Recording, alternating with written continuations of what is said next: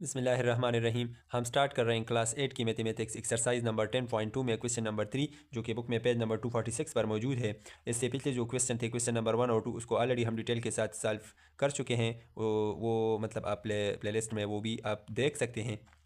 ठीक है। Question number 3 में हमारे साथ टू शेप दी गए हैं। एक शेप ये है और एक ये है। सो ये कहते हैं कि आप क्या करें, find the scale factor and centre of enlargement. आप क्या करें, इसका स्केल फैक्टर और सेंटर ऑफ इनलार्जमेंट आप मालूम करें।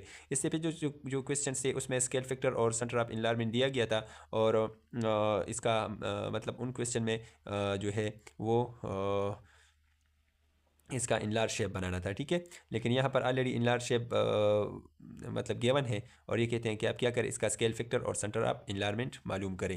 ठीक है। सो इसके लिए मैं इस क्वेश्चन को थोड़ा सा जूम करता हूँ। इसमें थोड़ा सा मिस्टेक है, और वो मिस्टेक ऑलरेडी मैं कवर कर चुका हूँ, लेकिन मैं आपको फिर भी इसकी समझाता हूँ कि मतलब इसमें क्या मिस्टेक था। अच्छा, तो इस क्वेश्चन में थोड़ा सा मिस्टेक है, और वो मिस्टेक ये है कि मतलब इन्होंने जो इनलार्ज शेप बनाया है तो ये यहाँ तक है। ठीक है। लेकिन ये एक्चुअल में इसका जो टोटल मतलब वो जो साइज़ है वो इस लाइन तक है। ठीक है, इतना ये है।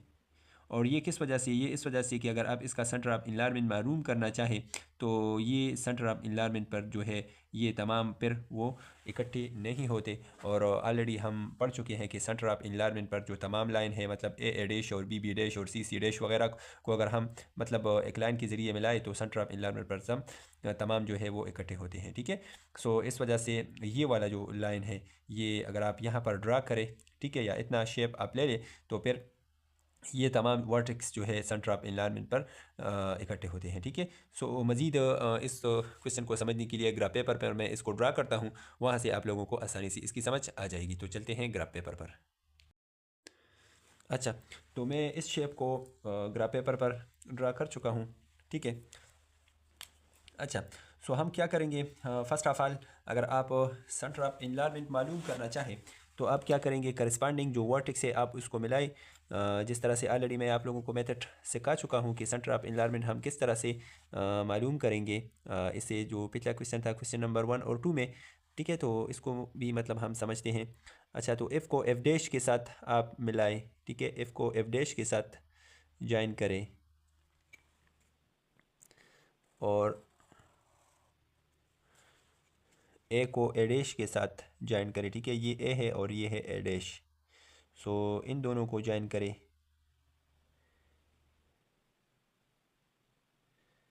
सही है। और इसी तरह से बी को बी डैश के साथ ज्वाइन करें। बी और बी डैश वो मिलाए, और सेम सी और सी डैश मिलाए। इस तरह से डी और डी डैश भी आपस में मिल जाएंगे, क्योंकि दोनों सेम लाइन पर है। अच्छा, यहाँ पर अगर आप देखें, तो जैसे कि मैंने कहा था कि ये बुक वाला जो डायग्राम है वो गलत है। सो वो तकरीबन इधर इस साइड पर था। ठीक है। तो अगर आप यहाँ से ई और ई डैश को आपस में मिलाए, तो ये मतलब ये जो जंक्शन है, जो बाकी जो वर्टेक्स का जो जंक्शन है, ये इसको क्रॉस नहीं करता, वो तकरीबन इधर था। ठीक है। सो ये यहाँ पर आता है। सो इस वजह से मैंने कहा था कि ये बुक वाला जो डायग्राम है ये गलत है, राइट डायग्राम ये है। और इस तरह से आप देख सकते हैं कि तमाम जो लाइन है उन्होंने इस पॉइंट पर एक दूसरे को क्रॉस किया। ठीक है, इस पॉइंट पर। तो हम हमारे साथ जो सेंटर ऑफ इनलार्जमेंट है वो ये वाला पॉइंट है। और अगर आप इसको देखें, तो ये वाई एक्सिस में 2 के बराबर है और एक्स एक्सिस में भी 2 के बराबर है। तो हम कह सकते हैं कि हमारे साथ जो सेंटर ऑफ इनलार्जमेंट होगा, ठीक है, सेंटर ऑफ इनलार्जमेंट मैं यहाँ पर लिखता हूँ, जिसको हम सी से रिप्रेजेंट करते हैं, या पूरा मैं लिखूँ सेंटर ऑफ इनलार्जमेंट, सॉरी,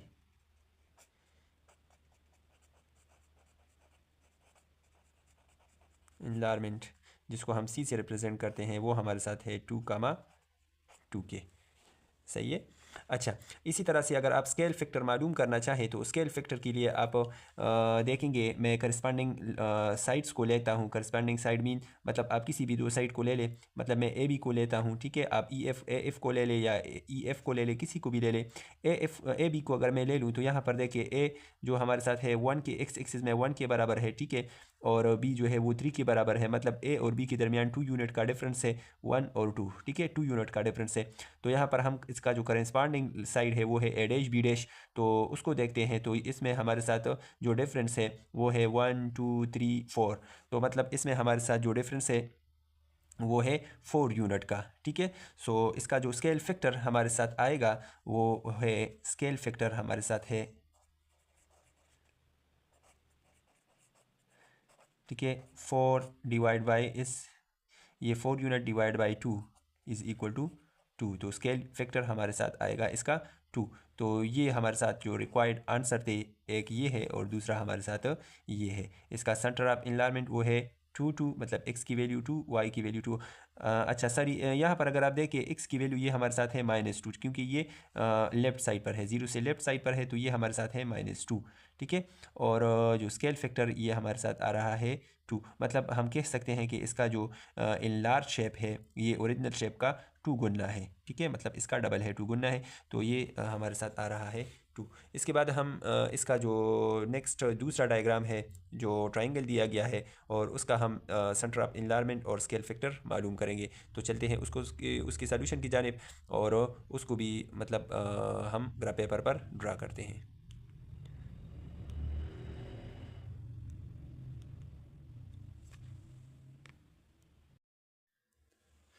अच्छा, तो ये जो सेकंड डायग्राम है इसको मैं ग्राफ पेपर पर बना चुका हूँ, ठीक है।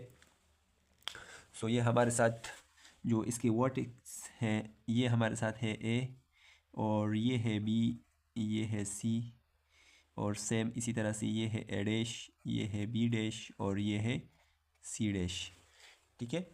सो ये हमारे साथ जो है रियल जो ट्राइंगल है, और ये इसका जो इमेज है, ठीक है, या इनलार्ज शेप है इसका। तो बिल्कुल सेम यहाँ पर भी स्केल फैक्टर और सेंटर ऑफ इनलार्जमेंट मालूम करना है। तो जैसे कि मैंने इसे पिछले क्वेश्चन में आप लोगों को बताया कि हम क्या करेंगे, इसके जो वर्टेक्स है इसको हम आपस में मिलाएंगे, और जिस पॉइंट पर ये वर्टेक्स एक दूसरे के साथ मिल जाए तो वही पॉइंट हमारे साथ इसका सेंटर ऑफ इनलार्जमेंट होगा। तो बिल्कुल सेम हम क्या करेंगे, बी को बी डैश के साथ मिलाएंगे, ठीक है, बी को बी डैश के साथ मिलाइए, और मैं ज़रा मार्कर को चेंज करता हूँ, ठीक है। अच्छा, बी को बी डैश के साथ ज्वाइन करें, और ए को ए डैश के साथ ज्वाइन करें, और सी को सी डैश के साथ ज्वाइन करें, ठीक है। सो जिस पॉइंट पर ये एक दूसरे को क्रॉस करे वही पॉइंट हमारे साथ सेंटर ऑफ इनलाइनमेंट होगा। तो ये वाला जो पॉइंट है ये हमारे साथ सेंटर ऑफ इनलाइनमेंट है, क्योंकि यहाँ पर तीनों लाइन एक दूसरे को क्रॉस करते हैं। और अगर आप इस लाइन के कोऑर्डिनेट को चेक करें तो ये हमारे साथ एक्स एक्सिस में 3 के बराबर है और वाई एक्सिस में 1 के बराबर है। तो हम कह सकते हैं कि सेंटर ऑफ इनलाइनमेंट हमारे साथ होगा सेंटर ऑफ इनलाइनमेंट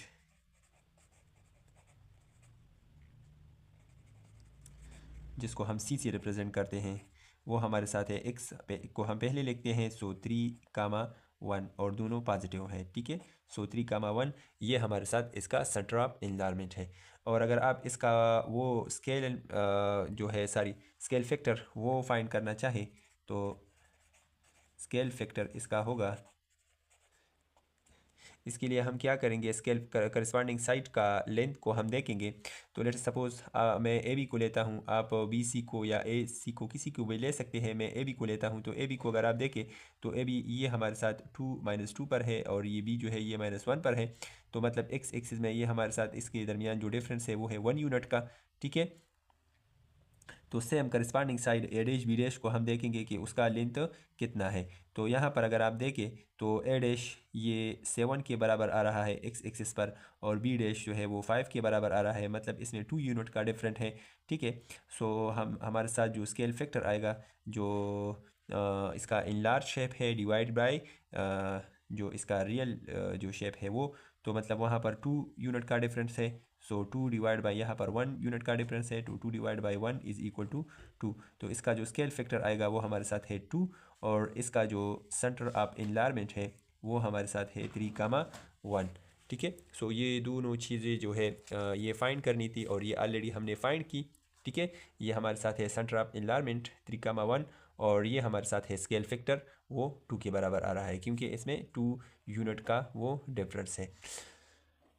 तो इसी के साथ ही हमारा ये वाला एक्सरसाइज जो एक्सरसाइज नंबर 10.2 था ये ख़त्म हुआ। इसके बाद हम एक्सरसाइज नंबर 10.3 को स्टार्ट करेंगे जो सर्कल के हवाले से है। तो उसको हम अलग सी वीडियो में सॉल्व करेंगे क्योंकि फिर वीडियो हमारे साथ लंबी हो जाएगी। उसका लिंक आपको डिस्क्रिप्शन में मिल जाएगा और उसका मैंने अलग से प्लेलिस्ट भी बनाया है, उसमें भी आप उसको देख सकते हैं। तो मिलते हैं नई वीडियो में, तब तक के लिए इजाज़त दीजिए। अल्लाह हाफिज़।